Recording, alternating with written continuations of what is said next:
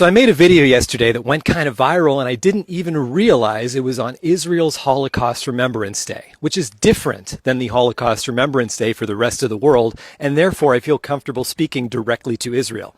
Hey Israel, remember when after the Holocaust the survivors arrived on your shores and you mocked them. You called them cowards. You called them soap as a pun to make fun of their experience in the showers at the camps. Remember prior to that, when your ancestors collaborated with the Nazis and broke the economic boycott of that nation? Remember later on when you claimed to speak for all of the Jews in the world and shook down the banks of Europe for reparations only to not pay out the survivors, so now a third of them live in poverty. Like, stop using the memory of this event for your own advantage, because we know that you hate Holocaust survivors. I need to clear up a few misconceptions. And the entire video that I made, the whole point of it was, I love Jewish people, therefore I have a problem with Israel. Few misconceptions. Number one, people when they say, oh, isn't it ironic that the survivors of the Holocaust are now going on to commit their own genocides?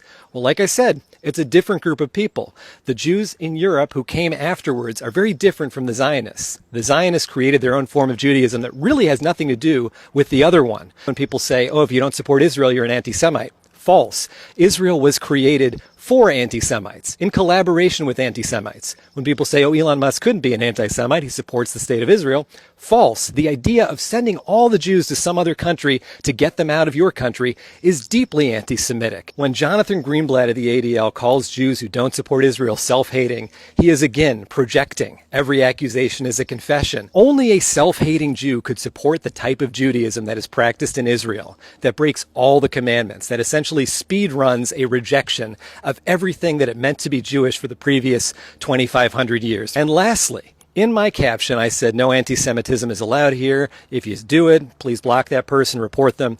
I mean that in a different way than somebody like Jonathan Greenblatt of the ADL or our general news media, really anybody who watches Fox News who hear that anti-Semitism is on the rise.